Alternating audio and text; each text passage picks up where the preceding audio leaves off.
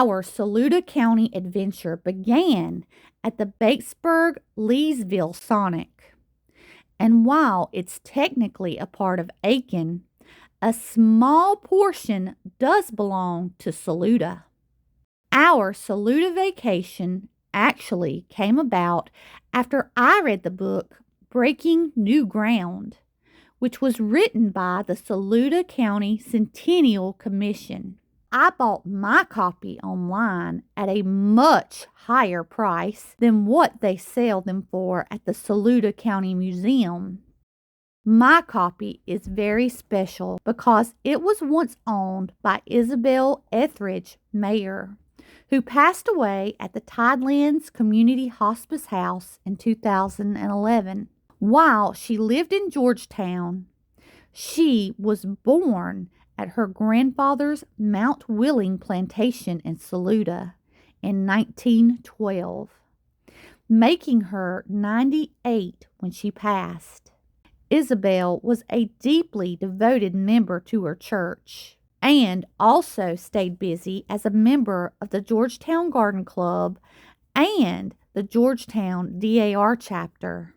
And I am honored to own her book. The history of Saluda County is a relatively short one, but the story of the area extends far past settlers and the Native Americans who once lived here.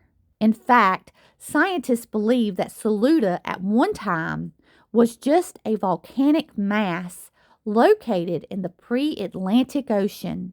This was concluded by the presence of the Carolina Slate Belt, which was created by a magma runoff and is an underground concentration of precious minerals and elements. Notably, it's the Carolina Slate Belt that made this area popular in the 20th century as a hotspot for mining gold, mica, and soapstone. It's really hard to fathom the changes that this land has undergone and the various people who have once called this area home. From the first paleo people who hunted now extinct animals like the woolly mammoth, to the later indigenous mound builders. And of course, we can't talk about Saluda County's history without talking about the more well-known tribes which farmed, hunted, made pottery and baskets. These more modern tribes included the Pee Chickasaw, Edisto, Catawba, Cherokee, and of course the Saluda. Long before the white man came to the shores of the New World, Native people and animals like the buffalo walked worn-down paths throughout this county. In fact, while some paths have went on to become modern highways, extensive paths are now permanently hidden under Lake Murray.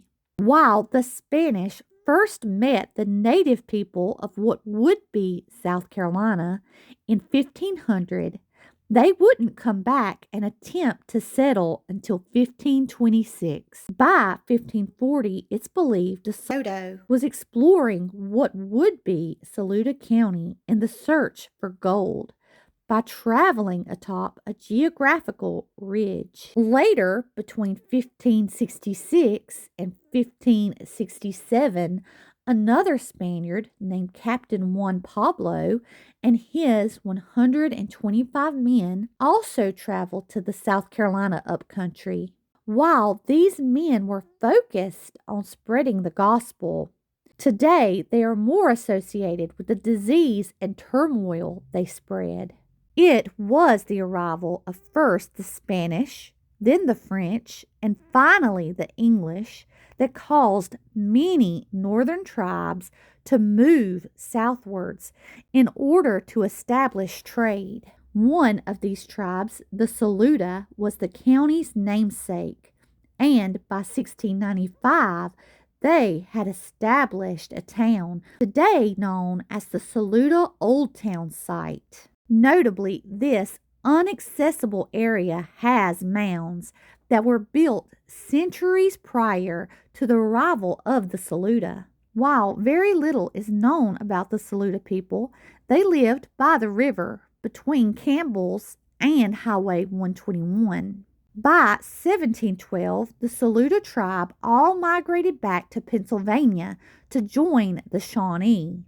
Interestingly, the Saluda River was originally known as the Chickawaw, which was a Cherokee word that meant green corn. By the 1700s, the Cherokee throughout the area and beyond were bringing in 200 deerskins a year per warrior, and there was at least 6,000 warriors. Since Saluda's recorded history began, the land has long been documented as a rich land yielding abundant game.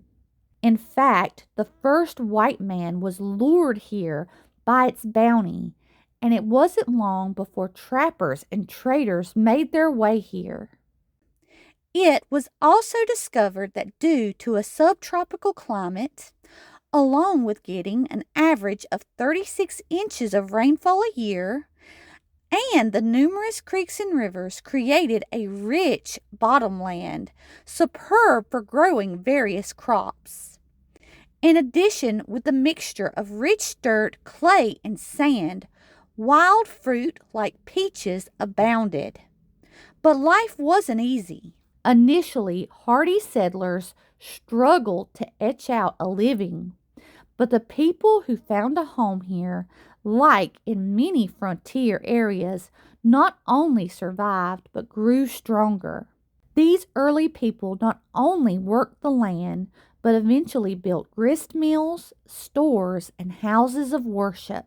One of these important houses of worship was Red Bank's Church. Red Bank Church is the oldest church in Saluda County and houses one of the oldest Baptist congregations found in South Carolina.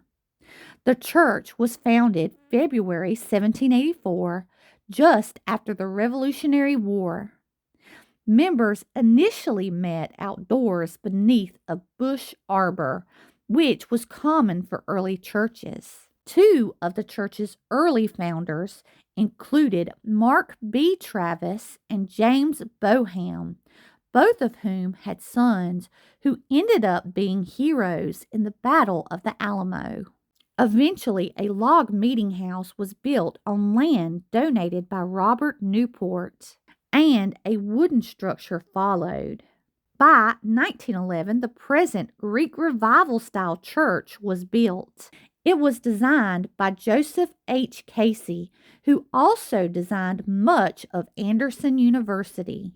Red Bank Church is also the oldest church congregation in the Ridge Association of Southern Baptists, which is a group made of 22 churches in western South Carolina. One of the old, if not the oldest, graves here is that of Agatha Rutherford Bulwer. Born in 1738 in Virginia, she passed in 1821 at the age of 83. She was the daughter of John Rutherford III, who was a plantation owner. A few of Agatha's siblings include Patriot Colonel Robert Rutherford, who was buried in Newberry, and Patriot James Rutherford, who is buried in Edgefield. According to family history, Agatha even shouldered a musket to help protect their plantation from the South Carolina Tories.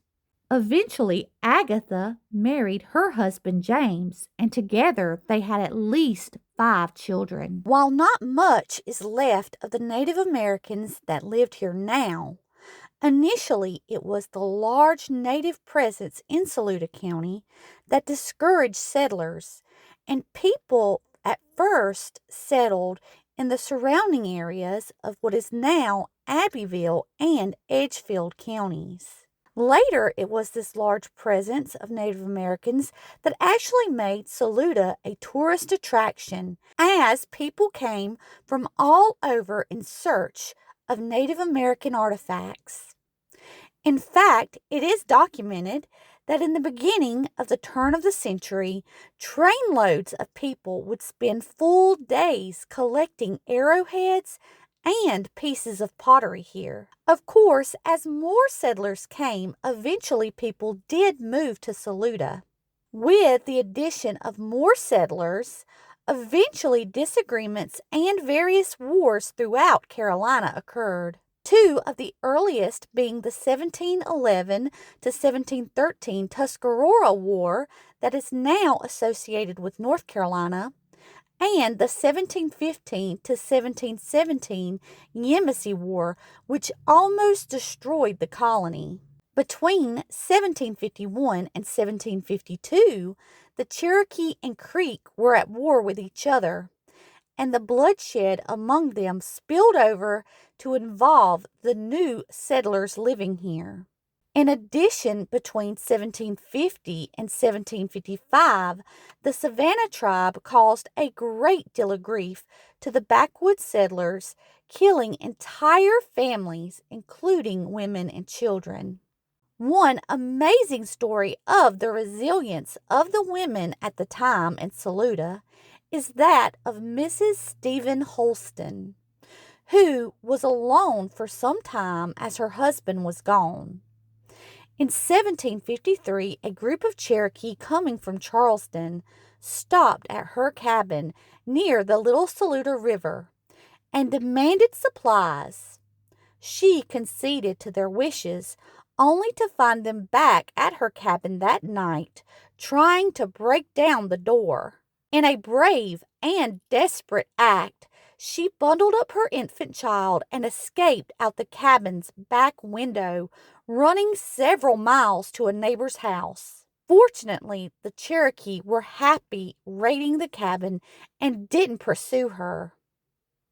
Notably, today, a home built during the 1700s in Ridge Springs is believed to have been built by Stephen Houston's descendants. It was the many disagreements and subsequent wars involving Native Americans which inevitably ended up in the signing of treaties, causing them to lose much of their land. One of the most well known, which is depicted in a mural in downtown Saluda, occurred in 1755 when the Cherokee refused to go to Charleston as they were scared of the illness often contracted there. As a result, the meeting was held at the Saluda Old Town, during which Governor Glenn and other Charleston officials and 500 military from the Dutch Fork attended, as well as the Cherokee leader Old Hop and around 500 other Cherokee in the vicinity of the Saluda Old Town. This area was 10 miles north of present-day Saluda, and it was at this treaty that the Cherokee signed over a vast amount of land to the King of England. During the time that this treaty was signed, because South Carolina remained largely unscathed by the French and Indian War, this caused a great migration of people to the area, down the Great Wagon Road. Of these pioneers were the Culbras and Hazels, who settled in the Chestnut Ridge or Hill area, now the Chestnut Church community. A little farther down the Saluda River came the Colemans, Perrys, Berries, and Chapmans, who settled around what is now the Salem Baptist Church community. It was the Butler family who settled near what is now Butler Church, and the Daniels, Mobleys, Jennings, Rudolphs, and Edwards who settled the Red Bank community. Other early settlers included the Barnes, Clarys, Crawfords, Mathis, Norris, and Reinhardts. Interestingly, the museum now has the stone marker that once marked the road these pioneers took. According to the Breaking New Ground book, the path went near Mark's Lutheran Church, across Highway 391, and the Little Saluda River at the site of the old Cherokee Bridge. From there, it went down what is now the Denny's Highway. This is where the old stone marker that was engraved 42 miles once stood. The path then paralleled Highway 194 and crossed in front of what was once a large dairy farm. The Cherokee Path, later known as the Great Wagon Road, then followed South Carolina 145 past Mount Morgan Church. It was near the church that this path veered off and cut straight across US 121. On the west side of 121, it paralleled a dirt road that led to Crossroads Church, where the road turned south and continued until it passed the Saluda Old Town property. Eventually, this path led into 96, where you can still walk some of the path at the 96 historical site. Unfortunately, these new settlers to South Carolina wouldn't evade war forever, because by 1759 to 1761, part of the French and Indian War, known as the Anglo-Cherokee War, came to the area. Then, later in 1776, the Second Cherokee War came, and the Whig Indian War, which took place during the American Revolution. There is no denying it was these early conflicts that exposed the Americans to valuable war tactics that they would need in gaining our nation's independence. Prior to the Revolutionary War in 1769, Saluda was part of the newly created 96th Judicial District. This district has a very rich Revolutionary War history, but for time's sake, I will only focus on events that happened in Saluda County. The first big event that happened in Saluda County was the seizure of ammunition at Mine Creek on November the 3rd, 1775. This occurred because previously the British colonial government had been sending an annual fall shipment of shot and powder to the Cherokee.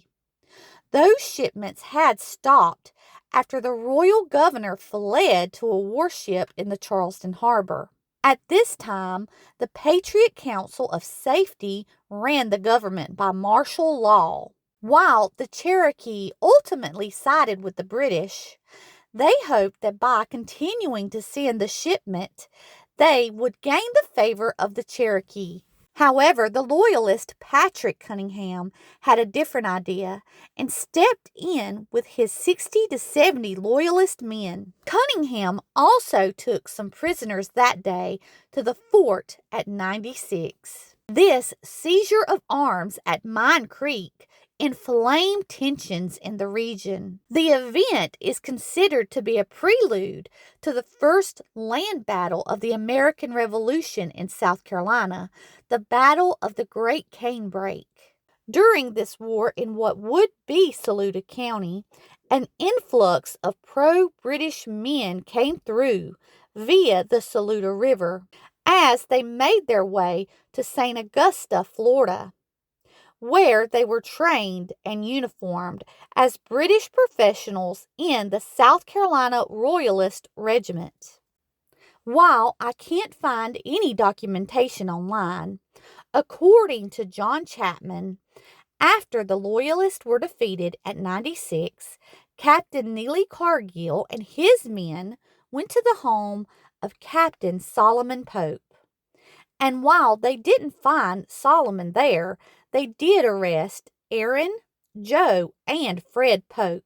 Having no place to confine them, they marched the men to the swamp near Mine Creek and hung the men there in an area still known by hunters today as the gallows. Upon learning of this, Captain Pope called his company together and, with the assistance of Captain Butler, met Cargill and his men at the fork of Clouds Creek and the Little Saluda, where they exterminated the Loyalists. It was in 1780, during the war, that Jacob and Sarah Butler Smith welcomed their daughter, Sophia Smith, in the home that they had built right before the war. The home was so sturdy that the structure stood until 1993. Prior to the war, the home had become a place where men would meet. Oral tradition has that after one particular meeting, one of the men was so inspired to fight for liberty that he yelled out, "Let's mount!" And many men shouted back, "Willing." The owner of the home, James Smith, was present at this time and was so inspired by the enthusiasm, he decided to name his property Mount Willing. During the war, Patrick Cunningham's cousin, who happened to be the most ruthless villain named Bloody Bill Cunningham, made his way to Joseph and Sophia's Mount Willing plantation. While on a great raid, Bloody Bill stopped at Mount Willing so his men might refresh themselves. During this time, Mr. James Smith was almost killed, but while his wife Sarah prayed, a Tory named Russell Wilson retrieved the nearby widow of Captain Neely Cargyle, who had only recently been killed by a group of Whigs. Miss Cargill then begged for the life of Mr. Smith, who had shown great kindness to her and her children. While Mr. James Smith's life had been spared, the Smith family did not get out unscathed by the presence of Bloody Bill Cunningham. On November the 17th of 1781, a company of patriots under Captain Turner had just retrieved some stolen horses and cattle from Lexington. Upon their return with the livestock, they stopped for the night at an unfinished cabin. By the morning, Bloody Bill Cunningham had found and surrounded the Patriot men. After a very brief battle, the Patriots surrendered, but all 22 were executed. Sadly, Sarah Smith was one of the women who had to travel to the site of the Cloud Creek Massacre, as her younger brother, Captain James Butler, and her nephew had been murdered there. So gruesome was the scene, all she could identify of her poor brother was his hand. She, among other women, helped to dig a mass grave to hold the remains of the Patriot men. Eventually, James and Sarah's daughter Sophia came of age, and she married James Bonham. James had come from Maryland, and during the Revolutionary War, at only the age of 15, he had participated in the Battle of the Yorktown. After coming to Mount Willing and marrying Sophia, her father built the Flat Grove home for them, which still stands today as a testament to James Smith's carpentry skills. Together, Sophia and James had several children. Their eldest was born in 1807 and was named James Butler Bonham. Not long after this, in 1809, nearby relatives named Mark Butler Travis and Anne Smallwoods Travis welcomed their first child, William Barrett Travis. As young men, both ended up in Alabama.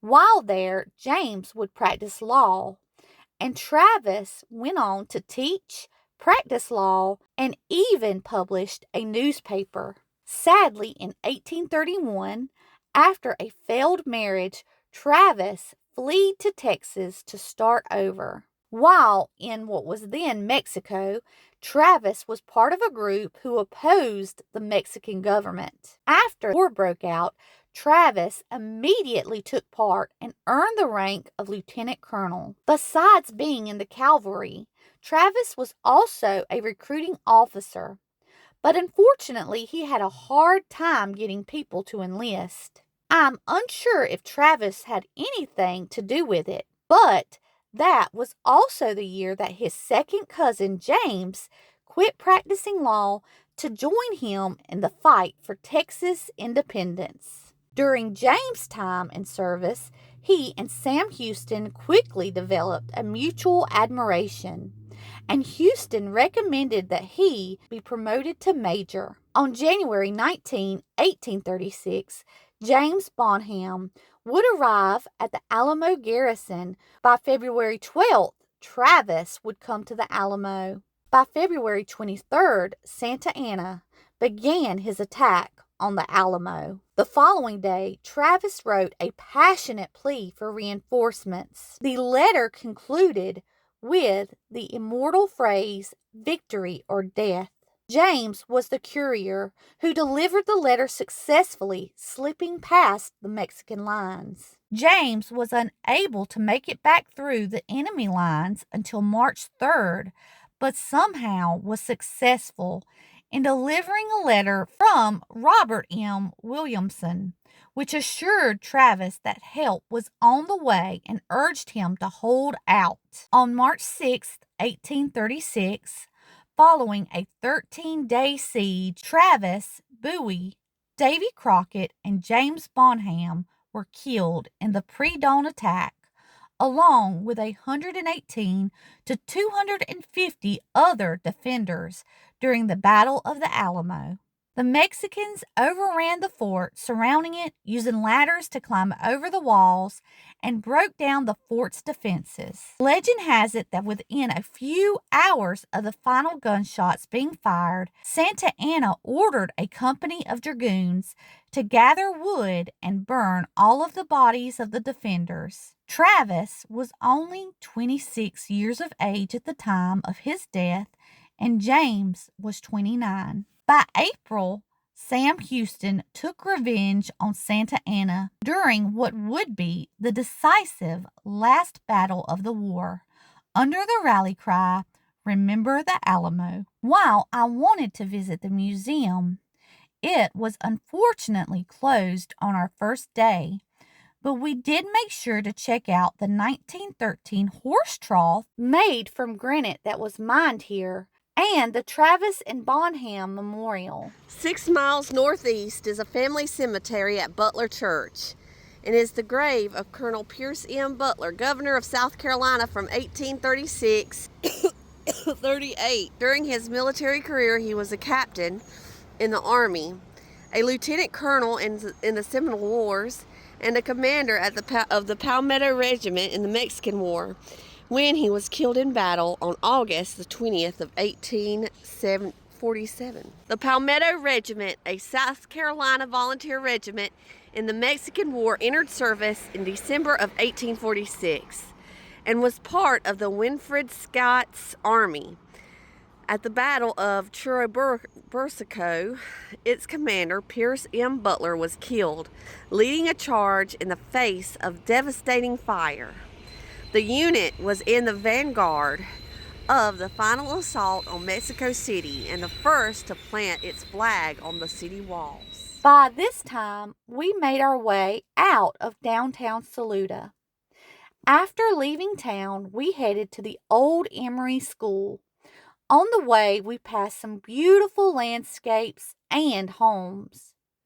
Emory School was built in 1890 and is across from the Emory United Methodist Church in Saluda. The school was established by Professor D.B. Bundy. The school serves students from the elementary level through the high school level, and even briefly operated as a college in its early years. The last high school class to graduate from Emory was in 1937, when Saluda County consolidated its high schools. That being said, the elementary school continued to operate until the 1950s. During this time, many rural schools closed and Emory students were transferred to the schools in town. Today, the former school is maintained by the Emory Community Club. On the other hand, Emory United Methodist Church was established in 1842. The church began to take on its current shape during a major renovation in 1937 that added the present entrance as well as a second story. It was veneered in 1954 and it was renovated again in the 1960s. This church, like many others in the South, has a cemetery full of Confederate soldiers, one being Lieutenant Colonel Eldridge Jeremiah Goggins, who was a highly esteemed man of irreproachable character, who was especially looked favorable upon for his efforts in rallying his men during the disaster of Cedar Creek. Regardless of your location, ancestors, or race, the Civil War continues even today to be a touchy subject. There is no doubt that the history of the war between the states is long and complicated. While some places in South Carolina did oppose secession, that was not the case here in what would be Saluda County. In fact, when the state succeeded, the cannon that was being fired in celebration in Hamburg could be heard as far away as Mount Willing. Only a few days after secession, a company of volunteers formed at Mount Willing. Afterwards, a celebration took place where bands played, ladies cheered, and friends and relatives also enlisted. While we don't know Fanny Smith's opinion on the war, it is documented that she, a free woman of color, did sell beer and ginger cakes during the celebration. Almost all of the men in the area joined either the 7th, 14th, or 19th regiments. During the Civil War, James Bonham, of Alamo's fame, brother M.L. Bonham, was appointed as a brigadier general before leaving his command to General J.B. Kershaw to serve in the Confederate Congress and later as a governor of South Carolina. In the book Breaking New Ground, it talks of James Butler Sudduth, who was Saluda's first senator. In the book, it includes a letter that Sudduth wrote to his brother that reads, "Dear brother, once more I am spared to write to you, hoping that this letter may reach you all in good health. It leaves me well, but worn down with hardships. W.M. Merchant is well, but has a very bad arm. Lewis, the last letter I wrote to you was on June the 3rd. We have been marching ever since, from Fredericksburg to Culpeper, from there to the Potomac, and from there taking the Baltimore road. We marched to a little town of Gettysburg, where we fought the greatest battle of the war. Lewis, I can hardly write to you about the fight that occurred on July the 1st. We got there that night. The next day, we fought. We were to the right of the enemy and on a mountain or very tall hill. It seems to me that my life was not worth a straw that we went through. An open field 500 yards with at least 60 pieces of cannon pouring their deadly missiles into our ranks. We met their infantry in the woods on the other side of the field, and we drove them back about 100 yards, meeting a fresh line. We, in turn, was compelled to give back, but another line coming to our assistance, we drove them away up the side of the mountain until we came to their breastworks. We then gave back a short distance, where we lay all night and the next day. J.N. Corley James Denny and John Pinson is left in the hands of the enemy. Ben Smith of Captain Goggins' company was killed. Joe Miller mortally wounded. Theodore Merchant was wounded in the heel and left in the hands of the enemy. A great many more than I can name was also left on that bloody field. 135 killed and wounded in our regiment. I received your letter on the 18th yesterday. Write to me soon. I will try to write more before long. Your affectionate brother." Of course, not only did the fighting men suffer, but so too did the women and children left behind. Mary Weaver Herlong was one such woman. Mary had been born in the Mine Creek area and was the granddaughter of Captain Watson, who during the Revolutionary War was hung by a band of loyalists near his home. During the Civil War, Mary was a wife and helped to manage her family's farm while her husband and her eldest son Dan were off fighting. Even after the war, cotton continued to be an important cash crop. Fortunately for the high-skilled farmers of Saluda, after the war, they were able to provide themselves with the basic necessities of life. They, like their forefathers, continued to grow their own food like corn and other vegetables like turnips, cowpeas, and sweet potatoes. In addition, just as today, fishing also helped sustain the people, as the rivers and creeks were full of fish, especially the prized catfish. After the Civil War, the black citizens of what would be Saluda, like their white neighbors, continued to celebrate traditional holidays. However, New Year's Day held special significance for them because it was also Emancipation Day. While not too much is documented in my book about the black community at this time, it does state that they began to hold their own church baptisms at the river, following the examples in the Bible. This tradition lasted well into the 20th century. Of course, the post-antebellum and Reconstruction era, like in many other areas, faced the problem of racism. Most of the slaves here and throughout the South waited for the government to make good on their promise of land, which never came about. And sharecropping became important in the area regardless of race. All race of Southern men, regardless of their background, came together to build up a new and stronger South. Just as generations passed, the people of Saluda continued to rely heavily on agricultural products. Finally, after searching all morning for soapstone at the double bridge, on the way to our campsite, I finally saw the stones. While slavery ended in 1865, I would like to add that while most people think of Southern slaves as just picking cotton, here in Saluda, they also had the hard task of mining and cutting granite. Prior to 1860, many small granite quarries were located around the county. In fact, the grooves in the pieces of Cloud Creek granite are evidence of the stonecutters' marks during the period when professionals carved the rock for tombstones, curbing, millstones, and other uses. The making of tombstones was once a profitable commercial enterprise in the Cloud Creek area of the county. Finally, we ended our day at our campground, and we got to take a little walk and finally stretch our legs. Hello, babies. How you doing? He's saying hello to me. He might be saying, stay away from me. The next day, we woke up for our next adventure. First, we headed back to Saluda County through beautiful Batesburg, Leesville. Our first stop was Moneta.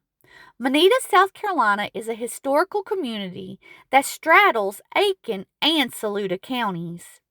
Originally located along the ancient Cherokee Path and the Occoneechee Trail, folklore has it that Moneta was named after an Indian chief's beloved daughter, who is buried in the center of town. In 1791, Moneta hosted a very special guest at the home of Jacob Odom.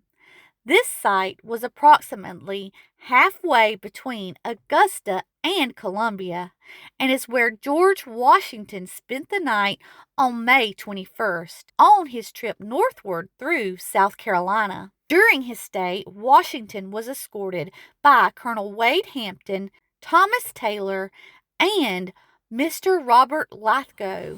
This site is approximately halfway between Augusta and Columbia and was the location of Jacob Odom's house, where George Washington spent the night on May 21st of 1791 on his trip northward through South Carolina. His escort at the time consisted of Colonel Wade Hampton and Thomas Taylor and Mr. Robert Lithgow? I don't know. This stop is noted in Washington's diary. It says his grave is out here, but if it is, who knows? Moneta, South Carolina, was incorporated in 1887. Moneta is home to Amick Farms, Columbia Farms, Cotton Hope Farms, and Holly Knob Farms. As you would suspect, Moneta does have a farm supply store. Fouts Creek runs through Moneta, and the area is spotted with several small bodies of water, one of which is Watson's Pond. Roads like Peach Orchard Road and Fuji stand testament to the area's history in growing fruit, while roads like Bethel, Academy, and the old 96 Indian Trail point to the area's rich history. Moneta, like other towns in Saluda County, has a railroad. Apparently, this railroad was completed in 1869. However, the section of railroad through Moneta was actually started prior to the Civil War in 1854, but construction was halted during the war. The section of railroad through Moneta was part of a broader route that connected Columbia with Augusta, Georgia. Just outside the town of Moneta is a beautiful wedding venue, which was built in 1905. Somewhere in Time Manor is a historic Victorian farmhouse, nestled along cotton fields and over 30 pecan trees. Pecan? I don't know. With 10 fireplaces, 3 elegant stories, and a backdrop that includes a peaceful bird sanctuary. Children in Moneta primarily attend the main public school, which is the Ridge Springs Moneta Elementary School, Middle School, and High School. Today, while Moneta is associated with her neighboring town of Ridge Springs, Moneta itself is the largest community in this primarily rural area. You also wouldn't know it by just driving around, but Moneta was once an important asparagus production center and was known as the asparagus capital of the world. Today, Moneta is a quiet, rural area recognized for its big community spirit, peach trees, and the Big Mo Drive-In Theater. Moneta is also home to a major road, U.S. Route 1, which goes through the town and connects Moneta to Batesburg-Leesville and then to the capital. Moneta's population has changed quite a bit over the years. For example, in 1910, there were 122 people living here. The population then grew to 285 people by 1990, which was its highest point. Next, we drove to the neighboring town of Ridge Spring. Long before the town of Saluda existed, Ridge Spring and Ward were thriving settlements along the ridge. By the 1870s, both had depots for the Charlotte, Columbia, and Augusta Railroad. Later, Ward became the connecting link between Saluda and outside markets when the Augusta Northern Railroad was built from Ward to Saluda. In 1767, a traveler, Thomas Griffith, described the frontier character of the Ridge area. Josiah Wedgwood sent Griffith to Carolina in search of white clay for his English pottery. Griffith passed through the Ridge on his journey from Charleston to the Carolina interior and described the visit in his journal. "The next day I went on for a place called the Ridge. In this day's journey I very luckily joined company with a trader, a thing very rare to see either person or so much of a poor hut for 20 or 30 miles ride through these woods. By this time We were very near a place called the Ridge, a small, pleasant village and a tavern, but frequently visited by thieves. Here my fellow traveler wished me a good night, but advised me only to refresh myself and horse and not sleep there, lest I might chance to want a horse the next morning. And perhaps that, not the worst of it, I took my friend's advice and went 5 miles further and lay in the woods. M.W. Edmonds. Notably, in the book Breaking New Ground, the next few pages which I will read was written by Mary Watson Edmonds. Ridge Spring is in Saluda County, about 12 miles southeast of the county seat of Saluda. The town got its name from its location on an elevated belt of land along a fall line and a spring behind the Ridge Springs Baptist Church. Ridge Spring didn't resemble anything much like a town before its incorporation in 1882. However, there were settlers in the rural community called the Ridge. In the second half of the 18th century, the Ridge was a frontier community in a sparsely settled South Carolina backcountry. Most every settler had immigrated from Pennsylvania and Virginia into the Piedmont of South Carolina. William and John Watson were two of the earliest known settlers in the Ridge area. According to family tradition, the two brothers came to South Carolina from Virginia in about 1745.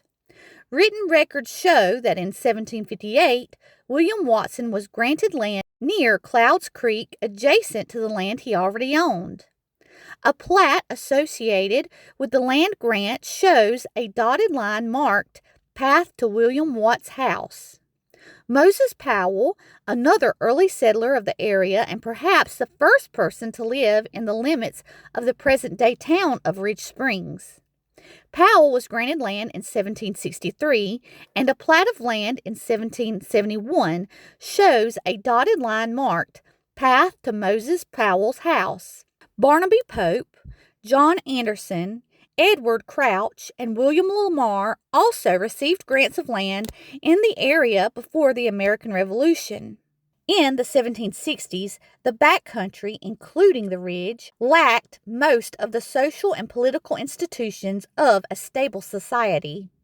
There was no system of local government, no schools, and few churches. The Circuit Court Act of 1769 divided the province into 7 judicial districts and established court in the backcountry. The Ridge became part of the 96th Judicial District. This helped establish order, but in the 1770s brought conflicts associated with the American Revolution. In the backcountry, the Revolution was played out on the local level between the Whigs, which was sided with the colony, and the Tories, who sided with the king. Following the Revolution in 1785, counties were laid out in each of the judicial districts, and the Ridge became part of Edgefield County. The Journal of George Washington in 1791, Southern Tour, gives a glimpse of the Ridge in the early years of the new republic. He said, "There is not on a whole road a single house which has anything of an elegant appearance. They are altogether of wood and chiefly of logs. Some, indeed, have brick chimneys, but generally the chimneys are of split sticks filled with dirt between them." In the 19th century, the Ridge developed as a religious, social, and commercial center. The Baptists were the most successful and established churches in this region. Flat Rock Baptist Church, located at Flat Rock, a large shoal of rock about 4 miles from the Ridge, is said to have been formed about 1805. In 1820, former members of Flat Rock helped organize Bethel Baptist Church on the Columbia and Augusta Road at a place called Double Branches. Bethel served as the mother church of several other congregations, including Ridge Springs Baptist Church. By 1806, the Ridge had a post office. The first postmaster was Stanmore Butler, the son of Captain James Butler, who was killed on Clouds Creek in 1781 by a band of Tories led by Bloody Bill Cunningham. Land records show that Stanmore Butler owned property in the present-day town. William Norris was the postmaster in 1811, and Jesse Skipkins was the postmaster in 1813. By the early 19th century, several merchants had opened stores in the Ridge. An 1891 deed refers to Stark's old store on the Ridge. And by 1817, Elijah Watson was operating a tavern at the Ridge. An 1817 map of the Edgefield district shows the home of Colonel M. Jones west of E. Watson Tavern. The map also shows Mrs. Autumn's east of the tavern. The map also shows the Ridge Springs behind the present site of Ridge Springs Baptist Church. Before the Civil War, the Ridge remained a tiny village in a dispersed farming community. For example, in 1854, the Southern Business Directory and General Commercial Advertiser listed only 2 general merchants in the Ridge's post office, Barry and Matthews and Richard Ward. In 1860, federal census confirmed that the Ridge was an agricultural community with a few commercial establishments. On January 28, 1856, 19 members from Bethel Church withdrew to form the new church of Ridge Springs Baptist Church. The church was built on a 10-acre site that included the fountain of water known as Ridge Springs. Since the first church did not have a baptistry, the drain of the spring behind the church was blocked to form a pool before each baptism. There are almost no written records of the antebellum African American residents of the Ridge, although they provided much of the labor that supported the agricultural economy. The great majority of African Americans came to the area as slaves. Most of the 18th century settlers probably had few or no slaves, but by the time of the Revolution, there were at least some African Americans in the Ridge. For example, according to an 1852 article in the Edgefield Advertiser, an elderly man named John Sanders had witnessed the burning of Michael Watson's mill by the Tories. In his account of the incidents, Sanders said that Mr. Watson had sent 2 blank boys with the corn to the mill.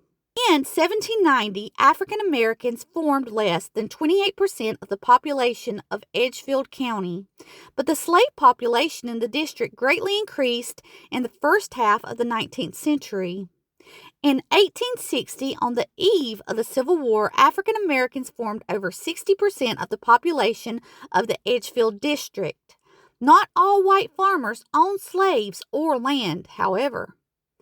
In 1860, 2 of every 5 households headed by farmers in the Edgefield district owned no slaves, and many of these owned no land. Most of the slave owners had less than 20 slaves.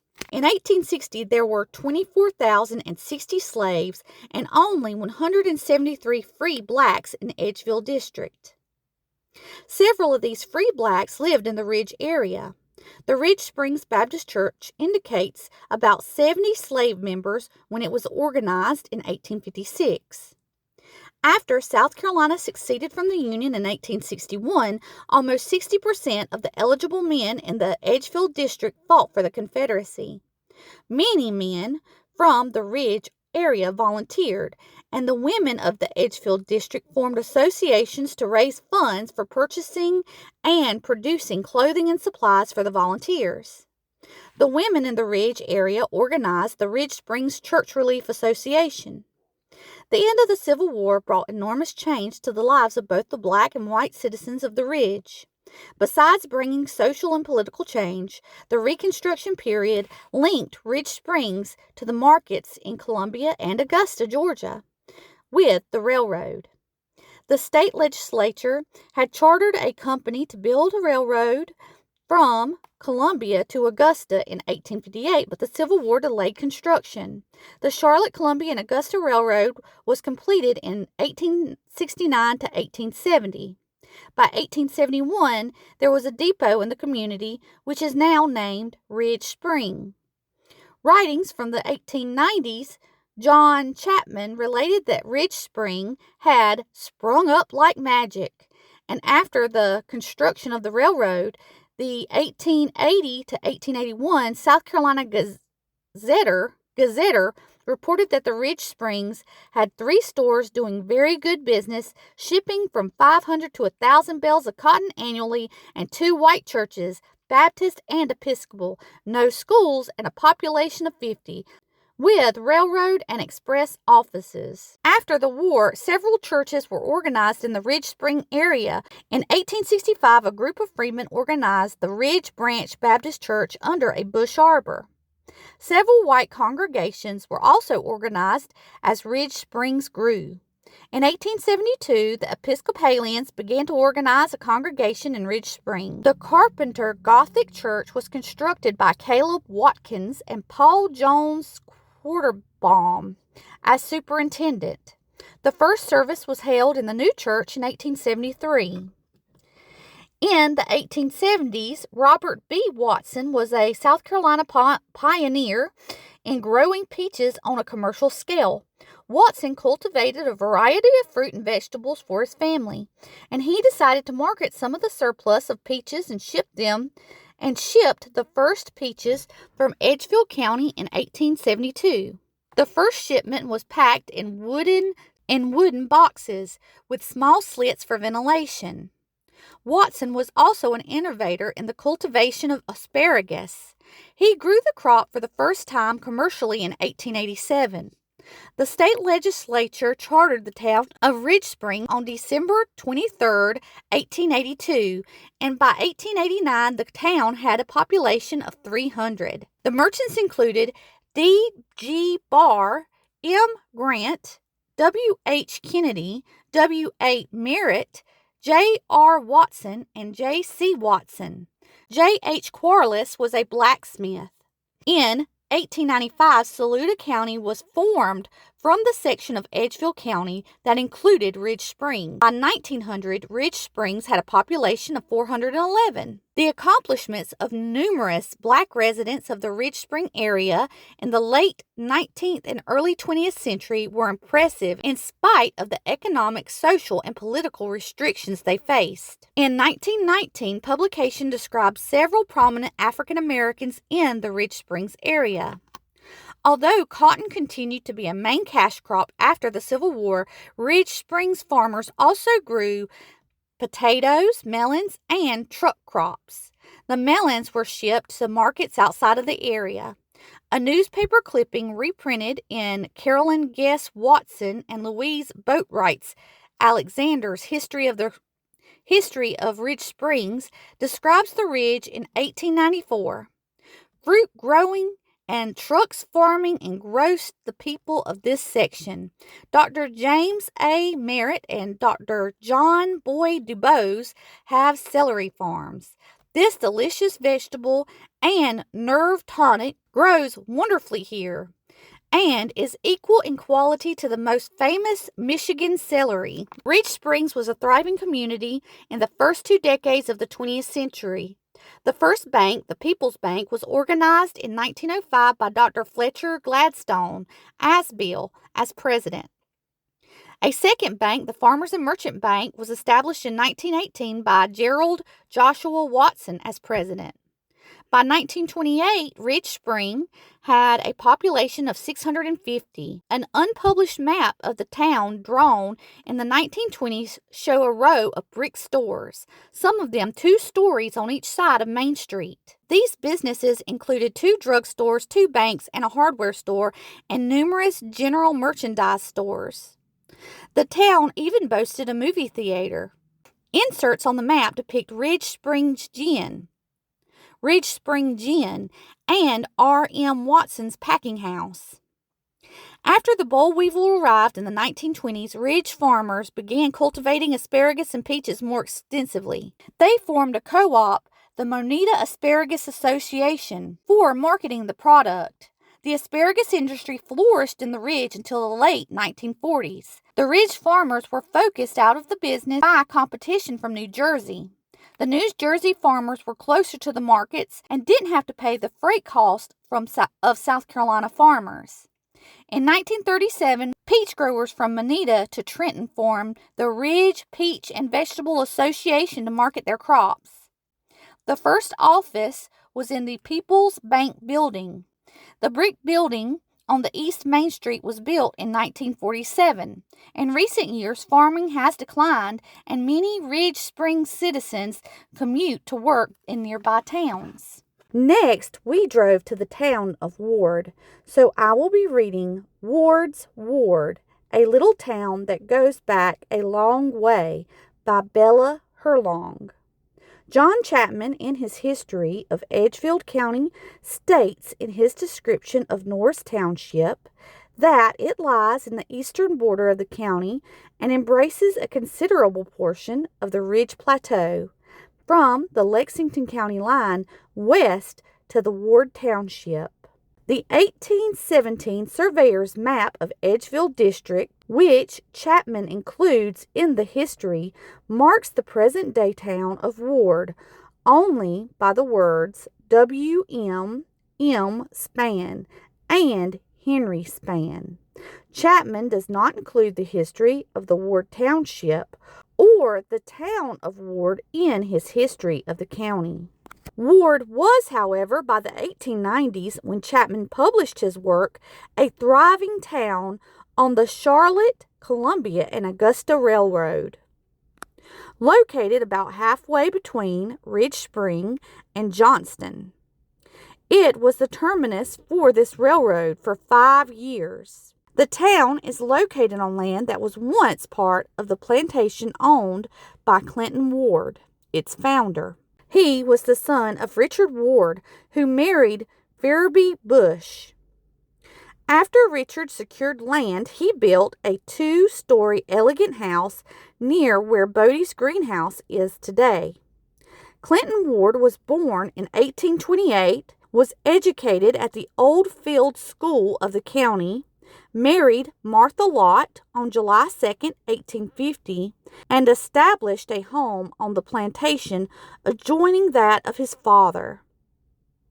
As an enterprising landowner, he farmed and ran a stagecoach line from Hamburg to Charlotte. When the East-West CC&A Railroad came through the area, Clinton Ward donated land and the depot for the railroad.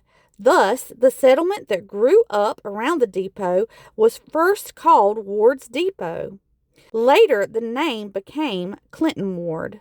In a May 23, 1889 issue of the Baptist Courier, an account of the organization of Ward Baptist Church gives its name as Clinton Ward. The town of Clinton Ward, which is situated about midway between Ridge Spring and Johnston in Edgefield County on the CC&A Railroad, and which enjoys a higher altitude than any other town on said road between Columbia and Augusta, being 690 feet above tide water.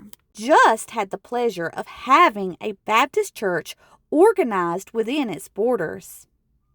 Another document, a plat dated October the 5th, 1880, gives the name as Ward's. E. W. Howe, at the request of Captain Clinton Ward, made the plat which gives specific details as to the size of lots, the names of streets, and the required distance structures must be from the railroad. The town's divided main street had the public well in the median.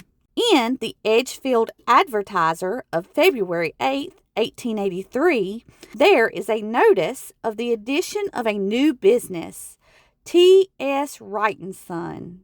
They were dealers in groceries, hardware, dried goods, and offering the highest market prices for cotton. Also mentioned in this newspaper is the announcement that a model carp pond was being built behind Span Methodist Church. Clinton Ward gave 3 acres of land to the trustees of Span Methodist Church for the construction of a new sanctuary.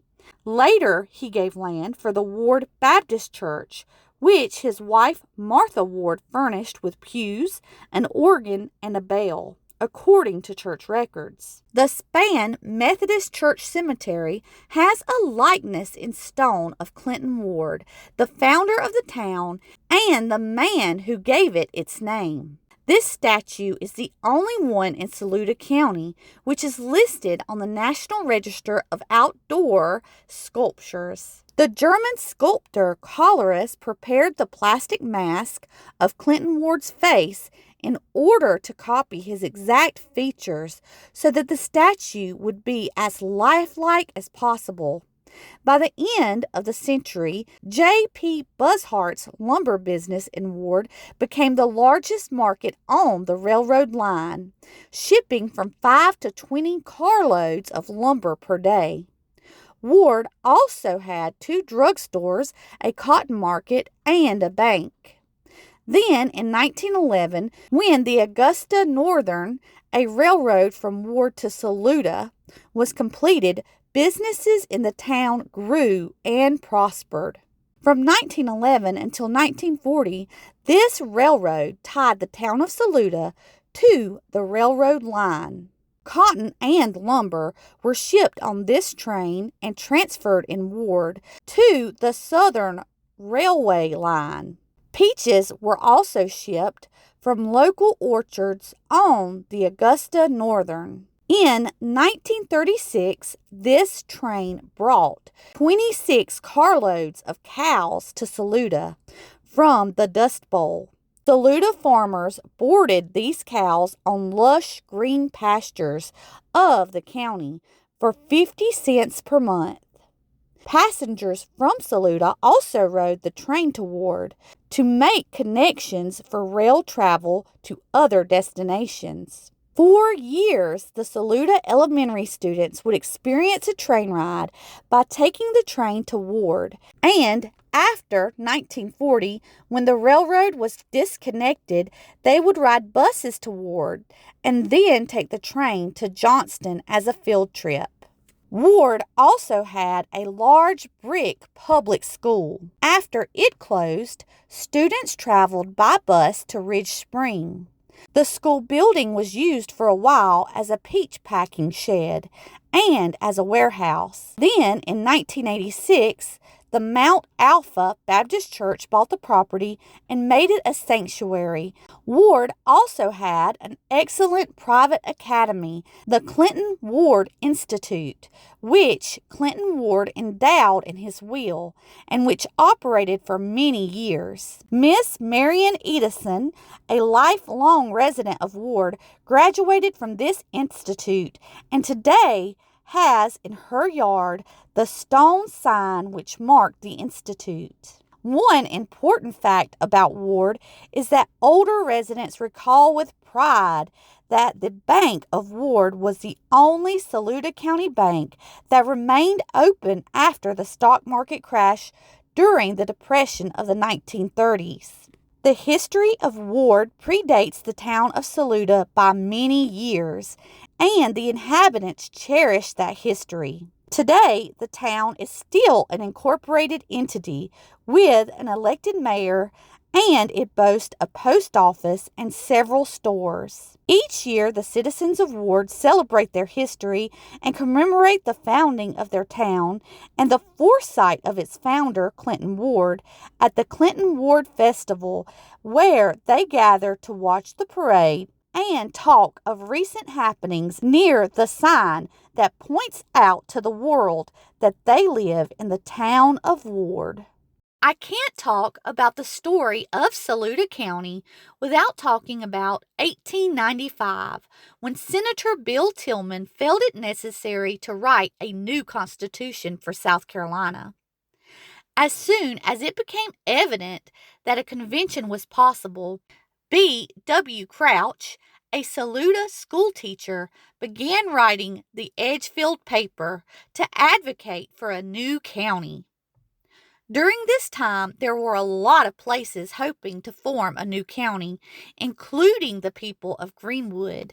But that didn't deter B.W. Crouch, and he rode all over the Saluda area and beyond on horseback with a petition to form the county.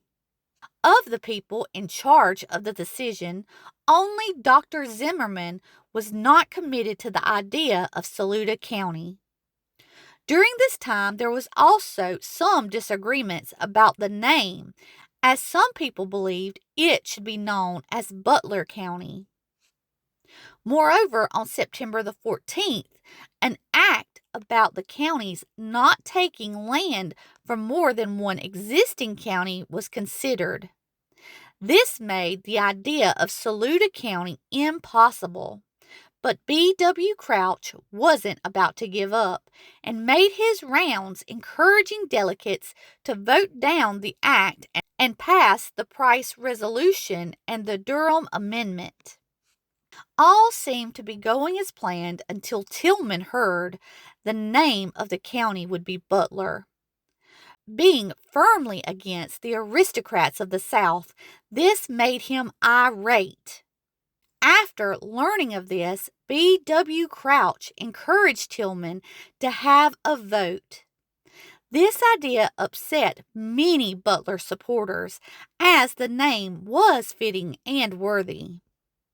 However, after a vote of 80 against 54, the dispute ended and Saluda was formed. Of course, even after being formed, there were still many disputes about where the county seat would be. Eventually, Tillman had to push for the town seat to be in the center of the county. But even after that, the communities of Emory, Butler, and Red Bank continued to fight about where the county seat would be.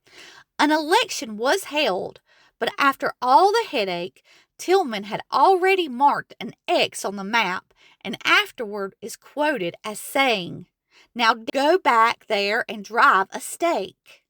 That being said, Red Bank was officially chosen after a vote where they received 931 votes versus Emory's 843. Next, the first of two courthouses was built. In a 1947 interview, B.W. Crouch explained why he was so set on making Saluda a county.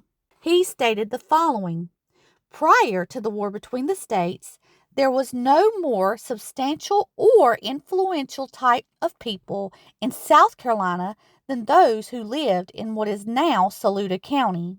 But after the war ended, it was seen that the state, as well as this section, was being invaded by hordes of carpetbaggers from the north and joined by scallywags, many of the best class of families removed elsewhere. Some went to Georgia, some to Alabama, and others to Florida, Mississippi, or Texas. And in many of those and other states, their descendants are found today.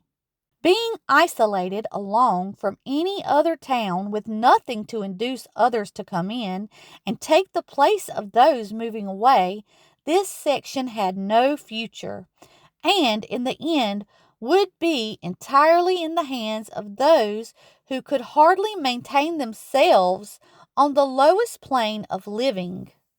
Those who remained here met face-on hardships and inconveniences of isolation. The people here could hardly educate their own children except in exceptional instances.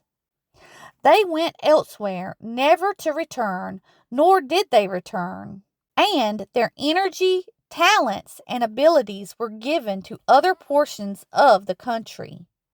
As a young country lad, I learned these conditions and often wondered in what way could redemption be brought to the Saluda section of Old Edgefield. How could this migration be stopped? And before I left my teens, I dreamed of the day when we might have a county, with a courthouse, a railroad, better schools, and churches to follow in its wake, and thus people would stop moving away to other places. That dream stayed with me, and secretly I dedicated myself to the task of doing what I might to that very cause. But what could a mere country boy do, raised on the farm like others about him, except to accomplish in that line? Thus, doubts and fears were always within me. But the dream was enchanting and led me on, hoping, ever hoping. According to the book Breaking New Ground, the founders of the county had grand dreams for its future, some which have been realized. Truly, Saluda County was formed from what was once a wild place. For example, like many other places in South Carolina, during 1767, lawlessness was so bad the regulator movement came about. In addition, prior to 1809 and the Great Revival, people were often drunk. While things did improve after the town of Saluda was incorporated in 1897, the first offender brought to the town council was found guilty of being drunk and disorderly. On certain days and election nights, you could look for a half dozen fights. Sometimes knives would be used and occasionally pistols. Conditions were so bad that women would not dare to go on the streets on Saturdays and on public days. That being said, eventually, law, justice, and a few good men helped to tame the area. During our trip, every day, we stopped exploring around 4 o'clock so that the boys and I could have some fun at our campground just outside Saluda County. There really is so much you can say about Saluda. From the 10-acre rock near Clouds Creek to the old historic homes like that of Jack Coleman's, whose house was built using lumber carted by oxen from Charleston, to the grave of Lucinda Horn, who accompanied her husband and son to the front and remained at McGowan's Bridge during the hardest fight of the Civil War, nursing the wounded and dying, and even to more modern sites like the 1957 stockyard near downtown Saluda. There is no way to cover all of Saluda County's extensive history. Of course, we couldn't get this close to Lake Murray without looking for all of the landings that Saluda County offers, which include Murray Shoals, Rivers Bend Boat Ramp, and Lake Murray Estates near Camp Barstow. Before our trip, I had never even heard of Camp Barstow, but now I know that it is a waterfront camp for the Boy Scouts of America, which opened in 1996. While riding around some of this beautiful 50,000-acre man-made lake that is Lake Murray, we also made sure to drive to Harris Hare's Mill Pond. Hare's Mill, which stood on Clouds Creek, was a large grist mill owned by James Hare. Hare bought the mill from the Reinhardt family in 1885 and moved it here. The 2-story mill ground both corn and wheat, using water power to grind corn and steam to grind wheat. It was also an important meeting place for the community over many years. After checking out the water and wishing we had brought our fishing gear, we drove back towards Leesville for some lunch. While in the area, we stopped at the Del Mar School Marker. Del Mar was established in 1896 as both a grammar and high school. It was built as a 1-room building and was expanded to 3 rooms by the 1900s. Del Mar School taught over 600 students in its 56-year history. Though the high school, grades 8th through 10th, closed in the mid 1930s, the grammar school, grades 1 through 7th, continued to serve the Delmar community until it closed in 1952. Because I love looking for historical markers, later, after exploring more of the countryside, we searched for the cane brake marker, which stands as a testament to the 1,050-acre plantation that once belonged to Thomas Green Clemson. He was the founder of Clemson University and lived at the canebrake from January to July of 1844. In his absence, Colonel Francis Pickens and Senator John C. Calhoun often visited the canebrake and attended to its business. Besides searching for markers, I also had a lot of fun searching for the old homes pictured in the Breaking New Ground book.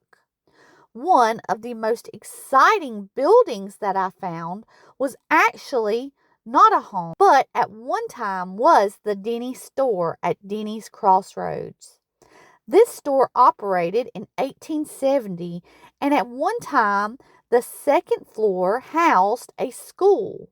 While in Saluda, I ended up finding the grave of Reverend Luther Rice, which is located at the Pine Pleasant Baptist Church Cemetery. I had personally never heard of him before, but he was an American Baptist minister who, after a mission to India, returned to America, where he spent the remainder of his career raising money for missions and advocating for the formation of a unified Baptist missionary sending body, which culminated in establishing the Baptist Triennial Convention, which later split and formed the Southern Baptist Convention. He also raised funds to establish Columbian College, now known as George Washington University in Washington, D.C. Of all the beautiful and historic churches, the Universal Church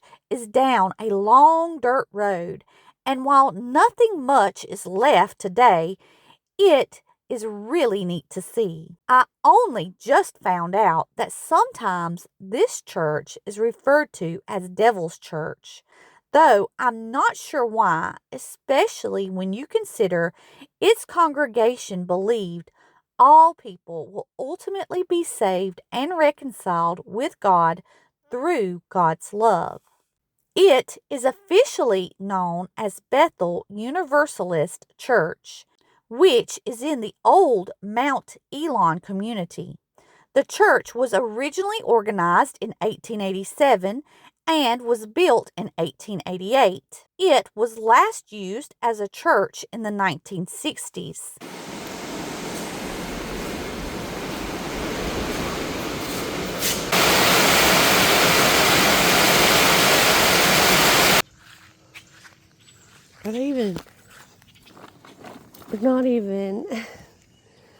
They're not even tied down anymore.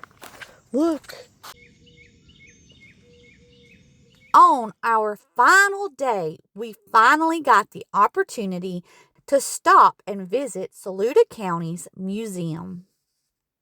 If you have enjoyed this video, please consider heading to the Saluda County Museum yourself to pick up a copy of the Breaking New Ground book, or to just pick up their free county guide, which talks about 21 places to visit, including Watsonia, a 1918 farm which even today offers produce, a store, and a restaurant; the Daylily Depot, which has 900 varieties of daylilies, irises, and a live oak; and the Marsh Johnson House, which was built in the 1800s and still stands today as an example of an upcountry plantation house. The free brochure also talks about how to experience local art, horseback excursions, various tours, where to purchase fresh, locally pastured milk, and suggest activities like playing a round of golf at the Persimmons Hill Golf Course. So, after several days in Saluda County, what is Saluda County to me? Saluda County is a heritage corridor full of churches with basketball courts, sturdy homes with tin roofs, manicured lawns and wide porches, quilt designs on buildings, green, lush open fields filled in the morning with tractors, sunshine and peaches as far as the eye can see, the smell of fertilizer, a land of granite boulders, meat markets, and fruit stands, railroad towns with roadside clocks, and grazing cows shading and cooling themselves in small local ponds. But most of all, Saluda is home to some of the most friendly and hard-working people of the past and of today.